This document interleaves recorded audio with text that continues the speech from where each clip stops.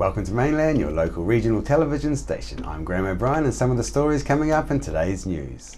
Sussing out Nelson's ugliest buildings, author writes from experience, Trafalgar Centre closed for no good reason, and more.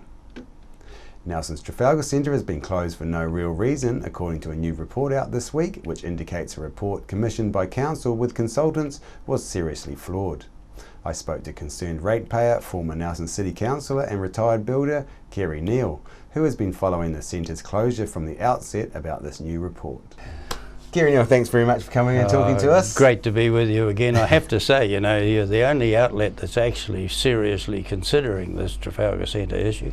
Right. The others have let us down. Okay, thanks very much. The Trafalgar Centre, it's all well underway, it's all getting pulled apart. We have a latest report that seems to have vindicated everything that you and your team have been saying right from the very beginning. Can you tell us more about this? Okay. I think for the public's sake, if we just go back to where this started, nearly 2 years ago, you'll remember that it was closed on the basis that they believed there was no foundation under the building, little or no foundation, and that the ground was going to melt away, liquefy, thereby allowing the building to distort and collapse. Sure. Of course it would. But anyway, this report you mentioned that was released just 2 or 3 days ago has 2 claims in it that I want to read out.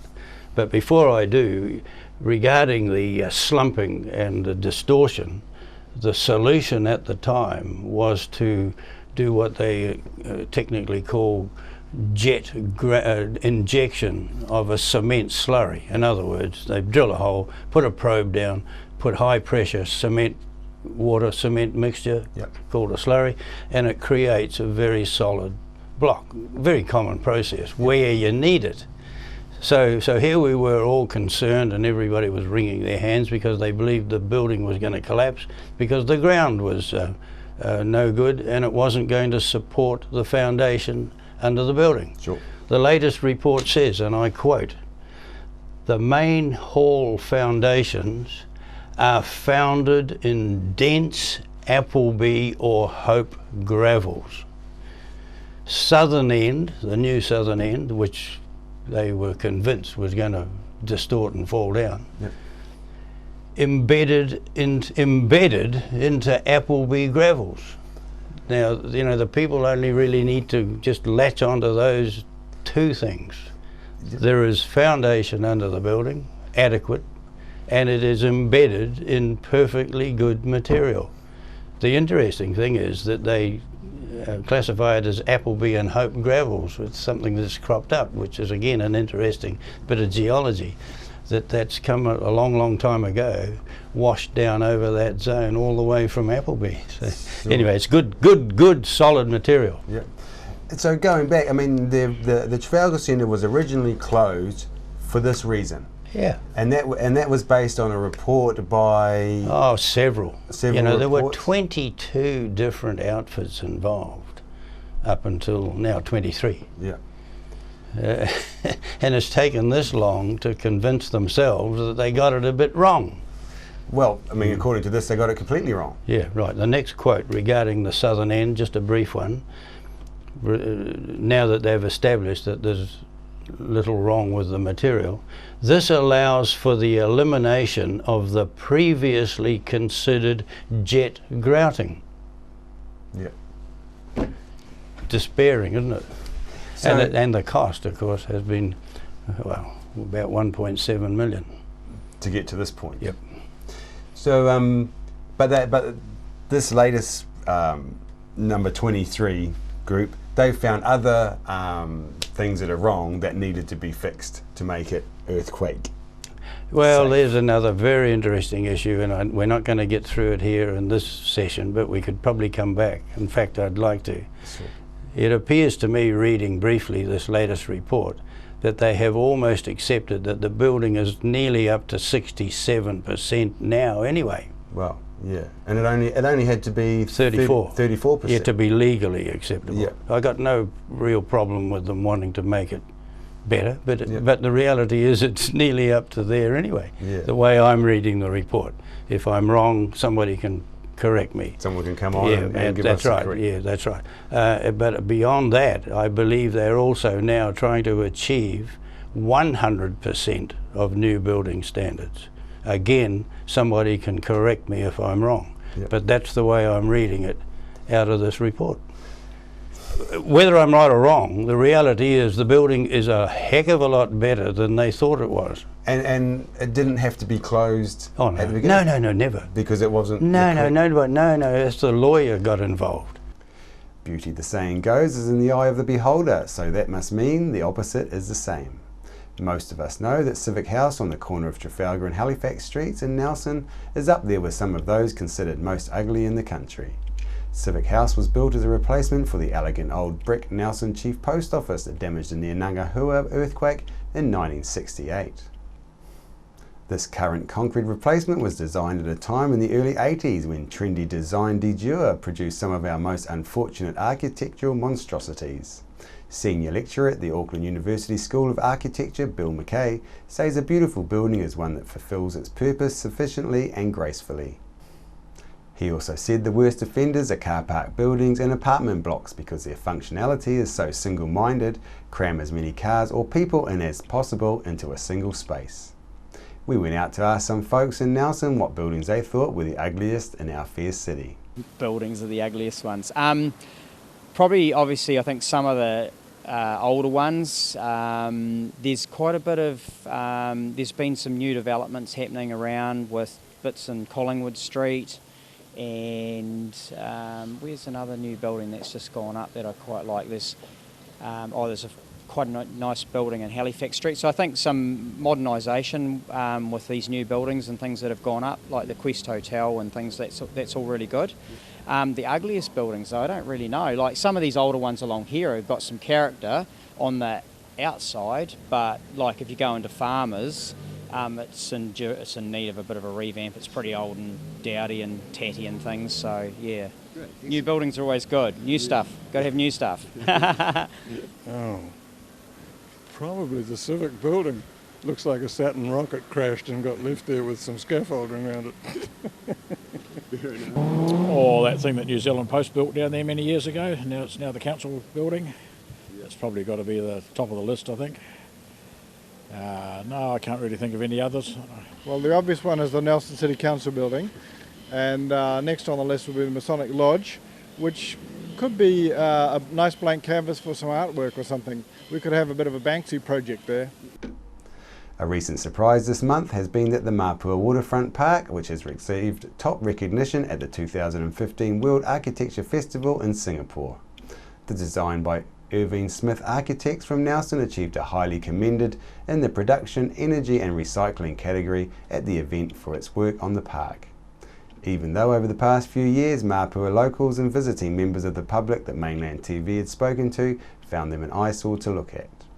Nelson's narrow streets have always been a cause for concern for those using bicycles, with an ever-increasing amount of motor vehicles on the road.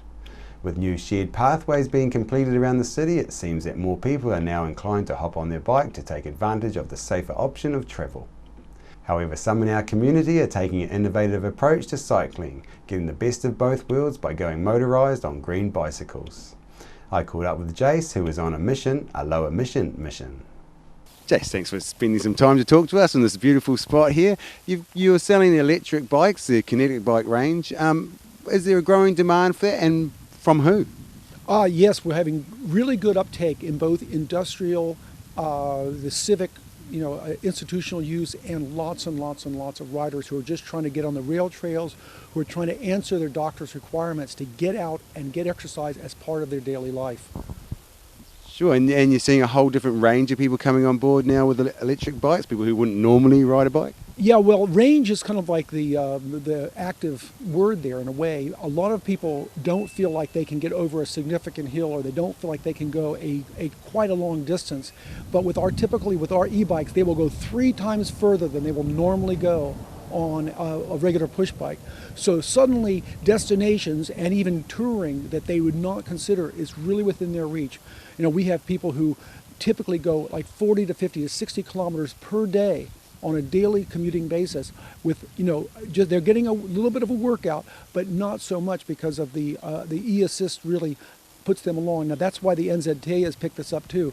They can reduce their costs, put a little bit of activity into their staff use, but really also just sort of like shrink their whole budget. People are saving heaps of money. So a lot of people who are just trying to gain a lot of economy are also adopting our bikes and other electric bikes too. Oh yeah, that's a very interesting point. People are actually saving money. Everyone thinks it's quite an outlay, but in fact, in the long run, you save quite a bit of money. Yeah, it's sort of like an ideal win-win-win situation for New Zealanders specifically, because we have 80-something% renewable resource generation of electricity. So when you charge your electric bike, it's only costing you 12 to 14 cents to charge your bike, and yet you'll go 50 to 60 kilometers on that charge. Now you can do the math with this. You can go to the bank with that kind of economy. No registration. It's a bicycle in every way, except it gives you plenty of grunt to get up the hills and go long distances. So people are saving money. We have visiting nurses, we have delivery people and things like that. We have meter reader companies. They're using our bikes to save money, but they're also providing their staff with oftentimes an improved lifestyle. And I hear that your kinetic bikes won a competition lately. We've won 2 competitions actually. We won the Sun Trip race, a 7,000 kilometer race across Europe, just about 6 weeks ago. The 7,000 kilometer race was a real bonus for us because it was a 54-year-old rider. He beat the German brands by 2 whole days. We also run the German cargo bike race, was our equipment. So the brand that I distribute is a worldwide brand, the Kinetic brand, Easy Kinetic, but and it's sold right here locally, either from my particular location or Village Cycles or Bike Barn, now the Crank House in Nelson. 22 shops around New Zealand, 5 council fleets, a growing use in all kinds of other institutional use, and it's just sort of like it's a really something significant for people to check out.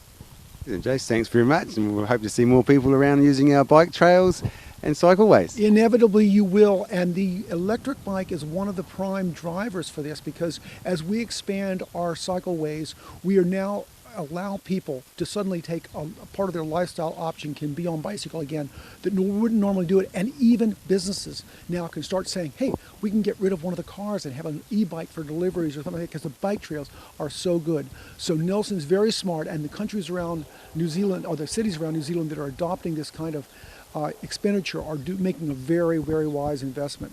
Great, thanks very much, Jason. Thanks. As journalists are finding paid jobs dropping away in today's day of the internet age, more are now creating new ways of continuing their craft. Chrissy Small caught up with one local freelance writer to talk about her latest projects. I'm here with Andrea Keeps, and Andrea's a well-known, well, you might not know her, but she is a well-known journalist from our region who's written for The Leader and for the Nelson Mail. So Andrea, a background in writing, and you've just released your new book, yes. Circle Journey. Now, this is kind of a self-portrait in words. Yes. Yep. Now, tell us a little bit about what inspired you to write your story and the story around writing the story. I just realised that I had a story to tell inside me, and I wanted to really express myself. And my family has a very tragic history. My parents were Holocaust survivors, and so I wanted to include Mum's experience in a camp as a child, and the story of how many of our family members were lost and what they suffered through, and then my parents' eventual migration to New Zealand and my aunt's migration to Israel, and how the family was divided after that, with half in Israel on one side of the world and the other half in New Zealand. Right. And then I sort of tell my own life story, and then I finish up the book with reflections on different social issues and my thoughts about some of the problems of today. It's been published by whom, and where can people get a copy of it? It's been published by Copy Press, who are now in Tahuna, and they can phone me or they can email me. So I can give you my details. We'll put that up on our screen. Okay. Now, Andrea, while you were writing this book, something happened to you. Yes, in early June I got a diagnosis of breast cancer, which is a bit of a shock, but luckily it was caught really early.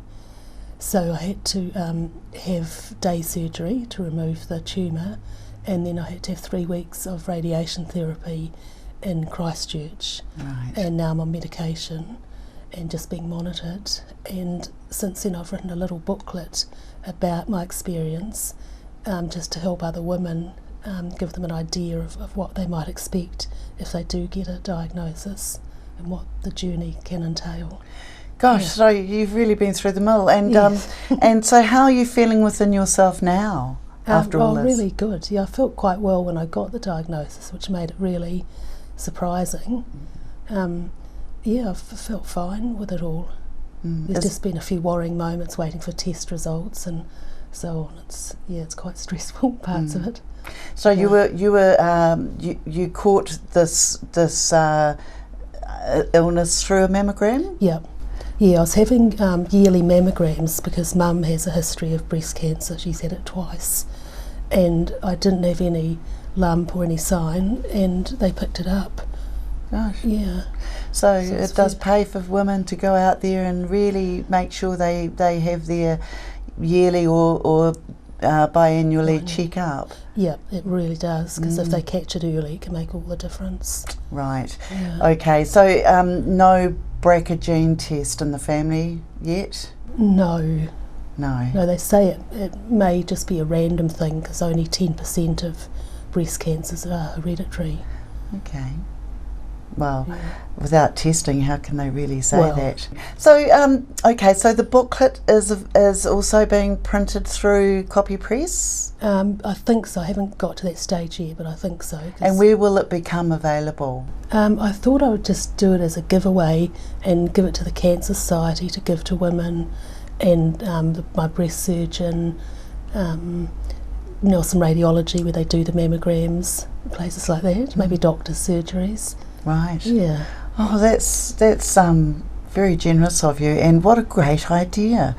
There's a lot of women who are diagnosed daily Yes. with this, so it's Yep. if anything to help them get through this is something good, isn't it? Yeah, I think 6 women a day are diagnosed in New Gosh. Zealand, which seems a very high number. Yeah. Andrea, it's been a real pleasure to meet you and to have you here in our studio, and I just thank you on behalf of all the women out there for opening up and providing this story and the next story Right. about your wee journey with your health, and we know that you'll be on the road to great recovery and obviously greater things. There's so much more for you to write.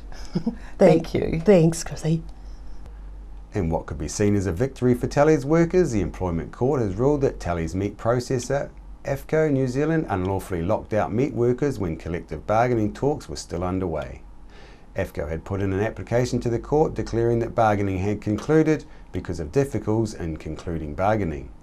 The case covered workers at 3 AFCO plants, but the company had accepted any finding would cover all 8 of its North Island plants. The New Zealand Meat Workers Union says it has been hindered by the company in trying to represent its members, and that workers have been pressured to sign individual contracts in order to start work for the new season. The Tallies company became the first under the government's new employment law to apply for an end to bargaining. Amendments to the Employment Relations Act introduced by the government in March this year let firms opt out of multi-employer agreements and remove the duty under good faith bargaining for both sides to reach agreement. After the break, we'll bring you the latest weather update and some events and happenings coming up from around the region. Nelson Tire Center. Great prices, great service. Buy your own Bryford trailer. All types, all sizes. See Colin Douglas for your tires and batteries. Why would you want to pay as much as $1,000 for a single bed mattress when you can buy a high quality locally made mattress like this for as little as $220? And a queen size mattress could cost you in excess of $3,000, but at Nelson Beds you could have a mattress like this as low as $425. So why would you go out and spend a fortune on your child's bedroom when you can come to Nelson Beds and buy a complete single mattress and base set, a 7-drawer Scotch chest, a headboard and a 3-drawer bedside cabinet for as little as $979? So call and discuss our custom manufacturing options and local after sales service at Nelson Beds, Nelson's only bedding manufacturer.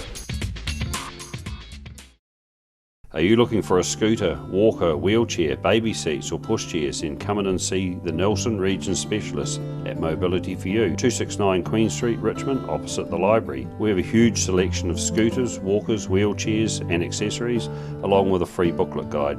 We also provide a breakdown service if you ever get a puncture or a flat battery. We have fully equipped service vans to rescue you. Hi, I'm Robin Jordan and I invite you to call in and see the friendly team at Mobility for You, 269 Queen Street, Richmond, opposite the library. We're the team at J-Car, right here in Nelson, 120 Hardy Street. Our shop is full of electronic items, including security alarm systems, electronic components, solar and power, electronics toys,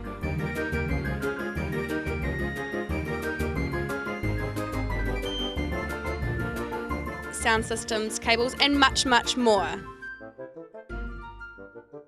J-Car. 120 Hardy Street, Nelson. Welcome to Smugglers Pub and Cafe, open 7 days a week with free parking all day. Our lunch menus have that old-fashioned flavour where we treat you like treasure with the food you'll savour. We cater for children, grannies and granddads too, with special rates and privileges given to the elderly lunchtime crew. Our staff are friendly and kind and want to see you all come back time after time. Daytime or evening, it doesn't matter. Give us a call on 546-4084 and we'll be happy to spoil ya. Edward Gibbon, the bathroom specialist, have a great range of bathroom ideas at their showroom at 23 McGlashan Ave in Richmond. Call in and check out some of the latest bathroom designs and fittings. Edward Gibbon, the bathroom plumbing and drainage supply specialist, 23 McGlashan Ave, Richmond.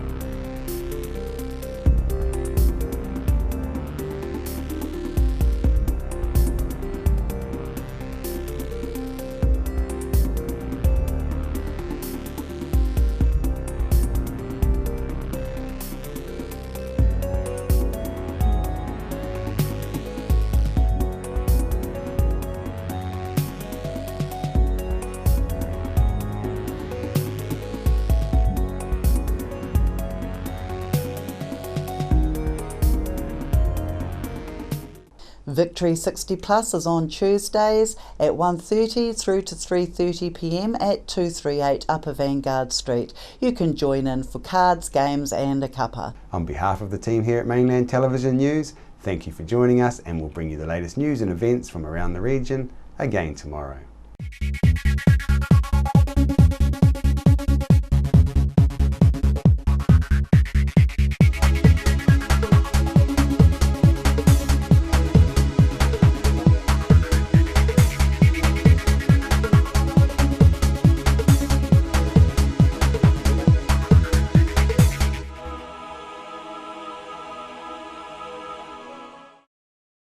Supporting local content so you can see more of New Zealand on air.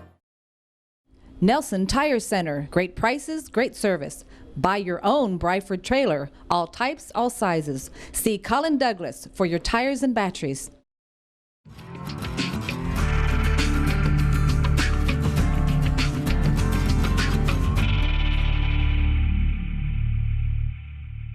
World War I was a defining period in our history, impacting greatly on the lives of people from the Nelson province. Memories of the First World War is an exhibition which will be displayed in a number of regional venues and is currently on at the Nelson Provincial Museum. Hi everyone, I'm Malcolm Harris from the Facilitators. We now look after sales for Mainland TV, radio, Sky and online. New Zealand On Air's latest Colmar Brunton survey confirms Mainland's large multimedia audience. If you're in business or want to put a message out to everyone in the Nelson Tasman region, plus nationwide on Sky or worldwide online, please give me a call or see our website at www.mainlandtv.nz. Welcome me hearties to Smuggler's Pub and Cafe, famous for hearty meals, craft ales and a friendly service way. Sensational seasonal menus with meals all day and evening too, or sail in for a snack with special menus for young smugglers and you. Settle in for a jolly old time, relax and enjoy our award-winning dining and lovely fine wine. Decked out in an old worldly way, we're open 7 days. Book or come on in to 8 Muritai Street, not far from a beach, walk or swim. Phone 546408. Yes. Yes. Yes. Here at Yes Shop, we love the word yes. Yes. We say yes to kitchenware. We say yes to beauty. We say yes to homewares. We say yes to fashion. We say yes to electronics. Yes to Philips. Yes to Dell. Yes to Apple. Happy Cool, Glad, Goldair, Huron and thousands of other products in our store. Yes! So yes to TV shopping that's all about fun, made right here in New Zealand with Kiwi presenters like me. Yes! Say yes to the ultimate service. With dedicated presenters taking the product out of the box and showing you how it works. And what it can do for you. Say yes to our international buying power. That lets us bring you the best bundles at the best bargains. All from the comfort of your own home. 24 hours a day. So what are you waiting for? There's nothing quite like it. Come with me. Say yes to Yes Shop. Yes!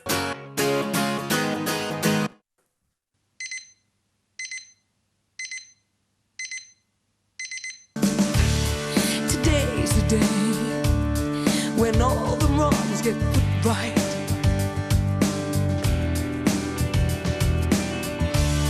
Back in their place when everything was so tight.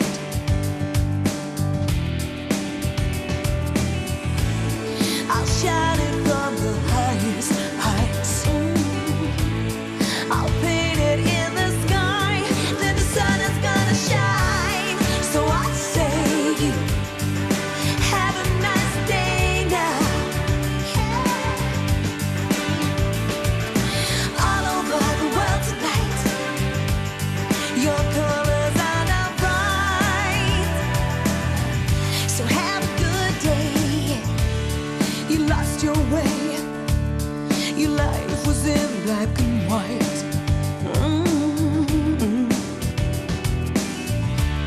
At the rainbow's end, you found the strength there to fight.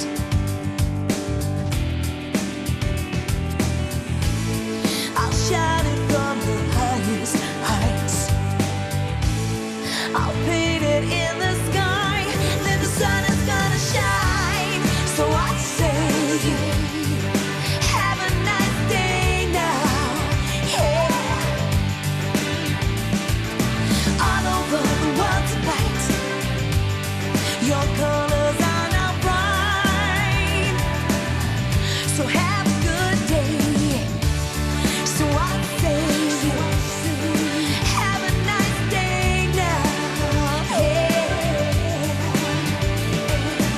All over the world tonight, your colors are now bright.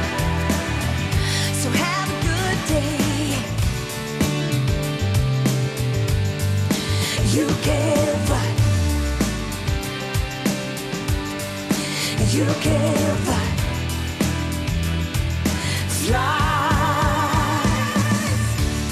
So I say, have a nice day now. Yeah. All over the world tonight, your colors are now bright. So have a good day. So I say, have a nice day now. Yeah. All over the world tonight, your colors are now bright. So have a good day.